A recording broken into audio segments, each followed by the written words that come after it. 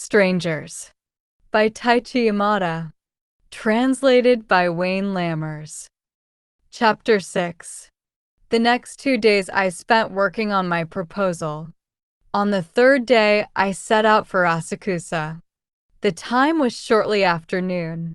My interlude with Kay had dissolved the impulse that had gripped me so powerfully that evening, the urge to rush headlong out the door for Asakusa. Just as my night in Asakusa had eclipsed my earlier concerns about Kay's state of mind, so this new turn in my relationship with Kay had pushed aside Asakusa. But I could not simply forget those events and move on. Deep within me resonated still the tenderness in the couple's voices as they urged me, "Don't be a stranger now, and yes, do come again." Although I no longer craved the kind of emotional comfort I had found in their presence, I did know the night had a way of playing tricks on a person's perceptions. And I longed to ascertain just how much of my extraordinary encounter with them might have been a product of the nocturnal hour. This was why I set out in the middle of the blazing summer day.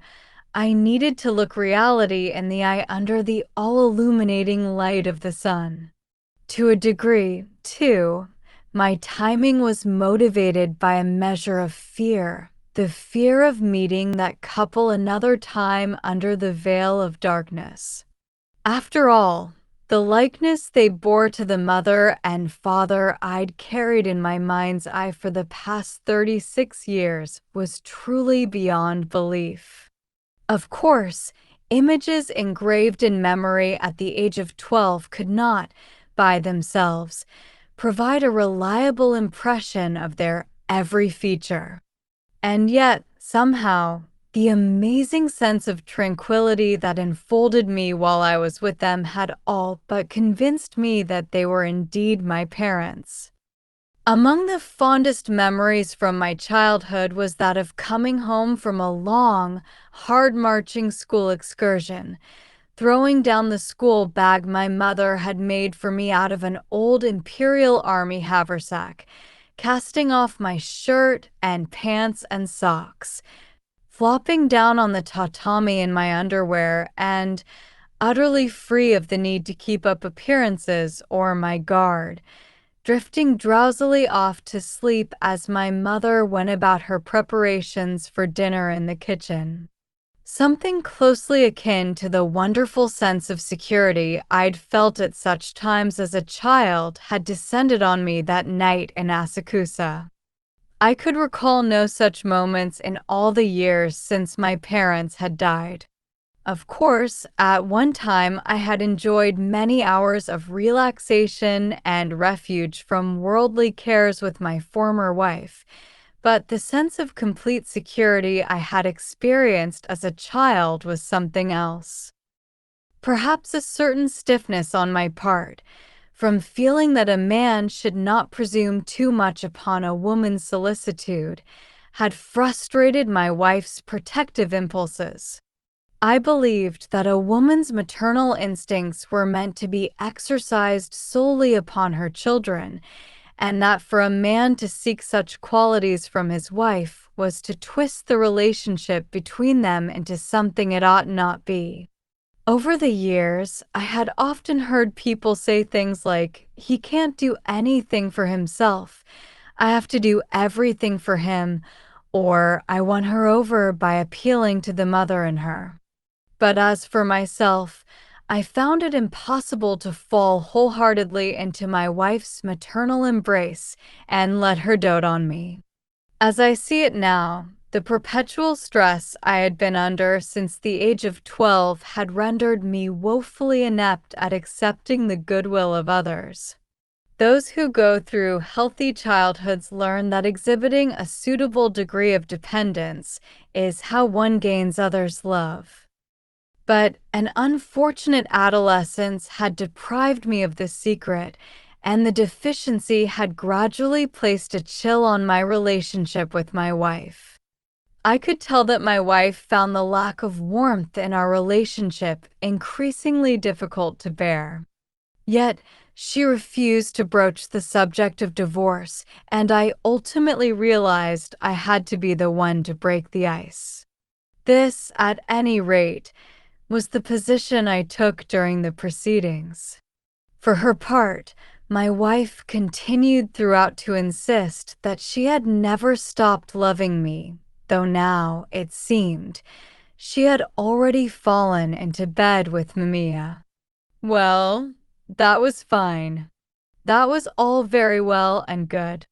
The important point was that, in the final analysis, even in divorce, I had been denied the passive role. I had had to take the initiative myself. I had had to bear the blame myself, and although the amount itself was in no way unreasonable, I had also had to give up the better part of our assets, including the house we had made our home and the land it stood on. The entire experience had taken its toll on me and left me emotionally spent. I longed to return to a passive role, to the carefree joy of simply doing as my mother and father said. Here, spread this hand towel over your lap, in case you spill something. See, you hardly got the words out of your mouth before you dropped one. Perhaps somewhere deep in my heart I had been yearning precisely for the tranquility such words could bring. And my desire had crystallized into a single night's illusion. It had all seemed much too real for an illusion, but I found it easier to accept that a temporary emotional disturbance had been responsible for it than to come up with another explanation. Of course, it did not feel particularly good to have to admit to a mental weakness capable of triggering such a disturbance, but it seemed the most plausible way to account for my experience that night. This time I got off the subway at Tawaramaki Station instead of going all the way to the end of the line at Asakusa. I recalled how I'd once taken offense when I heard a TV news anchor misread the name as Tawaracho, using the other common reading for the final character. I felt like he had slighted my hometown. "It's Tawaramaki, you idiot," I'd snarled at the TV.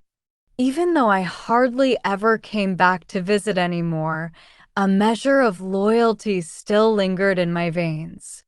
Now back in that old district of mine, I climbed the stairs from the subway and emerged onto the sidewalk. The fiery, midsummer sun beat down relentlessly upon the shabby, discolored townscape. I was on my way to meet that remarkable couple again, and yet, because of the nagging doubts I carried with me, the sun struck me as relentless and the townscape as shabby. My feet grew heavy. The sense that I had come on a misguided quest grew stronger with each step I took. I knew that the events I remembered could hardly have been real, so I also knew pretty well that coming back here to learn the truth, whatever it might be, could lead only to disillusionment. Why, then, was I making my way to the one place where all the sweet memories of that evening were most certain to be shattered? I had bought some cookies and a bottle of sake in Jigawaka on the way. I felt their weight in the grocery bag at my side. That's right, I reminded myself. Since they shared their food and drink with me, it's only fitting that I bring them something in return. And besides, they probably won't be home in the middle of the day anyway. I'll just leave the gifts with their next-door neighbor or someone. I easily found the alley where I needed to turn. I was not yet drunk when the man led me there, so I remembered the surroundings well. A metal staircase scaled up the side of the building exactly as I remembered. Following the man's example from the other time, I tried to create as little noise as possible as I walked up the stairs. On my way here, the idea, I could not say whether it was more a fear or a hope, that the apartment might have disappeared, that I might not be able to find it again no matter how hard I tried, had become entwined with my anticipation. But the second-floor walkway on which I now stood appeared every bit as real as it had seemed before, and I could see the last door at the back where the couple lived standing wide open. A blue plastic garbage pail sat against the door, presumably to keep the door from swinging shut. Since they could not be expecting me, I knew the door had not been propped open for my benefit. It was probably so they could get a cross breeze. In spite of my attempt to silence my footsteps, I knew that the sound of my shoes on the metal stairs must have carried at least a little to every apartment in the building. If I stood at the top of the stairs for too long, the residents might start wondering. Striding briskly along the walkway as though suddenly pushed from behind, I stopped at the last apartment and knocked on the open door. "Hello," I called out, turning to look into the apartment with considerable trepidation. "Oh, you came." It was my mother. Or rather, it was the woman who looked in every discernible way like my mother when she was young. Kneeling at a low table in the middle of the tatami, she was turning a crank attached to some kind of plastic container. "I'm sorry to drop in unannounced like this." "Oh, never mind that. We don't have a phone, so everyone comes unannounced." She went on turning the crank. "It certainly is hot, isn't it?" she said. "Day after day." "Yes, it certainly is." I didn't recognize the device she was cranking. "What is that?" I asked as I stepped out of my shoes and up into the apartment. People often chided me for holding back, but here, for some reason, I found myself walking right in without even asking, as if it were my own home, and it was the most natural thing for me to do. "I'm making ice cream." "Oh." Honey Bunch says the ready-made kind they sell in stores is too sweet. I've never seen one of those gadgets before. They're advertised on TV. She couldn't possibly be my mother.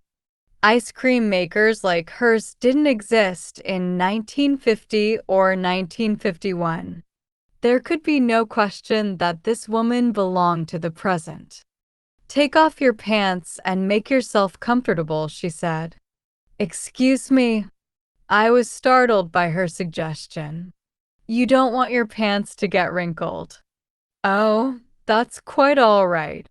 Here I was, visiting some very recent acquaintances, and I'd come at a time when the wife was alone. I couldn't very well take my pants off. "Then at least take your shirt off." I don't think I'd care to do that either. "Why not?" "I'd be down to my undershirt." "Oh, go on. Putting on such airs." "It's not that, but—" "Keep this going for me a minute, will you?" "Huh. Here, you just turn it like this, see?" And again. And again. The next thing I knew, I was turning the crank on the ice cream maker in her place. "I'll get you a nice cool washcloth." She took a neatly folded washcloth from a cardboard box sitting against the wall and went to the kitchen sink. "Oh, I remembered. I brought you some cookies and a bottle of sake in that bag there." "Why, thank you. You didn't have to do that."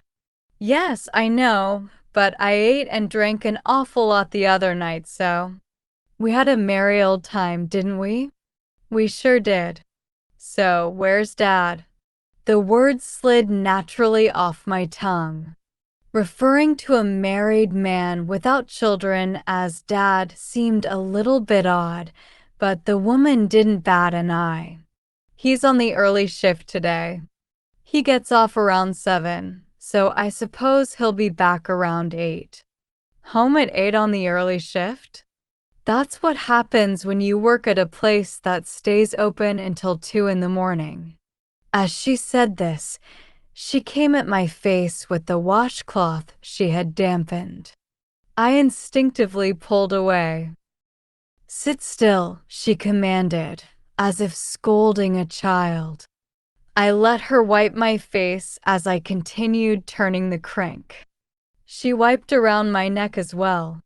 That must mean he doesn't get home until 3 sometimes. Is it getting harder yet? Excuse me. The cranking. Oh, not yet. Then you don't need to be cranking so hard. Where exactly does he work? It's a place in Shintamiko. That's quite a ways. He worked right here in Asakusa until not so long ago, but he never lasts, you know. He gets tired of the place, or something rubs him the wrong way, and he's out of there. I see. He's really good at his job, you know. He never wastes toppings or rice, and his sushi comes out perfect every time, and he always keeps his work area clean. Plus, he's reasonably good looking, isn't he? He has a way with the customers. He doesn't act like a know-it-all either, so his employers all love him. Uh-huh. The woman went back to the sink to rinse out the washcloth. But he doesn't know how to stay put. After a while, he just ups and quits. I see. I had idealized my father in my mind, so I felt a little taken aback to learn of this defect in his character. Except she's not actually talking about my father, I reminded myself. She's talking about her husband. I needed to stop confusing the two. There are so many sushi shops, you know, she went on. If you're in the Chefs Association, you can go out and find a new job pretty much any time you want. That's what makes him so cocky. He can't stand chefs that talk like sushi's more important than life itself, so he won't have anything to do with the fancier shops. Well, just as long as he can keep food on the table, I suppose. We managed to eat, but an apartment like this is about the best we can ever hope for. Not that I'm complaining. There's no end to it if you start wishing you had more. So long as we can go on living together like this in our happy-go-lucky way, that's pretty much all I ask for. Can I get you some beer? No thanks. It would hardly be proper to start drinking when I'd barged in the middle of the day and the master of the house was away. Oh, there you go again, always trying to be so polite. It was the same the other night. You kept saying no thanks, I've had enough, thanks, but then you went right on drinking everything we offered you. She was uncapping a bottle of beer even as she spoke. It seemed I would be having a drink after all. As I felt the first flush of intoxication warming my body, I began to think there really wasn't anything so extraordinary about what had taken place. I had simply run into a rather gregarious fellow who chose to invite me back to his apartment. His wife was also an easygoing person, and the three of us got drunk together, after which I went home. For some people, things like that happened all the time. Out of sentimentality, I had superimposed memories of my parents on the man and his wife. If I removed my personal projections from the picture, nothing so unusual had taken place that I needed to come all the way to Asakusa to find out the truth. The woman wore a trim, sleeveless dress with pale pink stripes, and I could see the marks of fresh mosquito bites on both of her arms. If this were really my dead mother, how could she appear before me looking so palpably alive, skin blemishes and all? And besides, if the man were in fact my dead father, he surely wouldn't stick it out until the end of his shift in Shintamiko when I had come to visit. I could not but conclude that I had a fragile temperament that easily let wild fancies carry me away. I had such a good time the other night, I said. I just had to come by again to thank you. We actually thought we might see you back here a little sooner. She poured some more beer into my glass. I glanced up at her profile as she tilted the bottle, and my heart went thump again. She did look so much like my mother. I was struck also by how odd it seemed to be alone with a woman in her mid-30s and not feel the slightest hint of sexual tension in the air. But then I realized it wasn't odd at all. When a woman looked so much like one's mother, it was only natural that sexual impulses would be suppressed. But suppose her husband came home and discovered us like this. Then what? Would he buy it when I told him his wife looked so much like my mother that no improper thoughts ever entered my mind? Not very likely. I needed to leave. Lingering on over beer was definitely not a good idea. I didn't want to be a cause for unnecessary friction between such a nice couple. I was on the verge of saying I'd better be going when I swallowed my words. If I took my leave now, I would be left with the same doubts as before. Part of me still found it difficult to believe that the uncanny resemblance between this couple and my parents was purely accidental. I had come all this way. I should at least ask her one thing, one of the questions that had led me to revisit this place. "Shall I slice up some cucumbers or something for you to nibble on?" she asked. "Thanks, but I'm afraid I need to be getting on my way." "Already?" "Yes, I need to be going. But you just got here." "I'm sorry. I have a meeting. I'll come again. Please say hello for me." You, you really have to go so soon?" "Unfortunately, yes. Some TV station, I suppose?" "That's right, in Akasaka. And here I was thinking we could all have dinner together. I really only came to deliver a token of my gratitude for the other night. Instead, I'm drinking your beer again." "Oh, stop acting like such a stranger." I bowed with deliberate formality and got to my feet. "Dad will be disappointed," she said. "I'll come again." I knew it was time for that question, but I still shrank from voicing it aloud. They were forecasting a typhoon to come our way, but it looks like maybe it's fizzled out. She spoke to my back as I put on my shoes at the door. Her voice, too, was indistinguishable from my mother's. I knew I could not let the opportunity pass.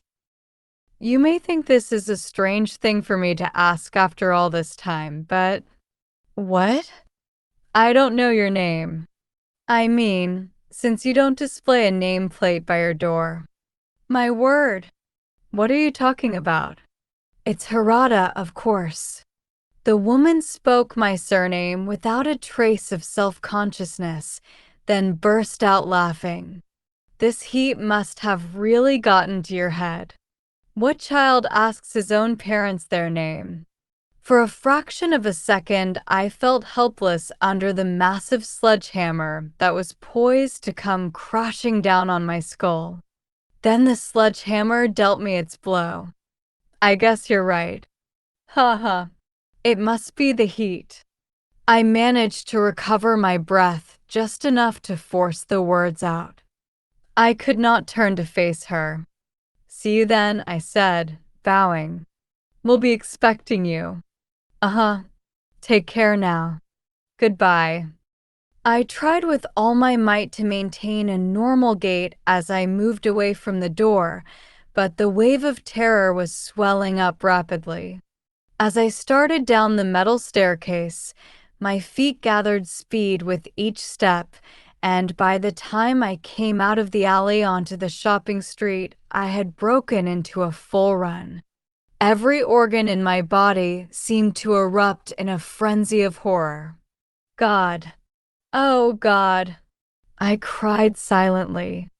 I was not religious, but at that moment I desperately wanted to call upon any god that might be listening. I hailed a cab, but when it pulled up, I waved it on. Never mind. I'm sorry. The thought of being enclosed in a small compartment with no one else, but the driver had sent a shudder of terror through me. What if the driver turned to look at me and his face was my father's? You've been watching too many old horror films, I chided myself. When I noticed people giving me strange looks, I realized I had said the words aloud. I glanced anxiously over my shoulder as I hurried toward the Tawaramaki subway station, terrified that I might see my mother coming after me. To my great relief, she was not.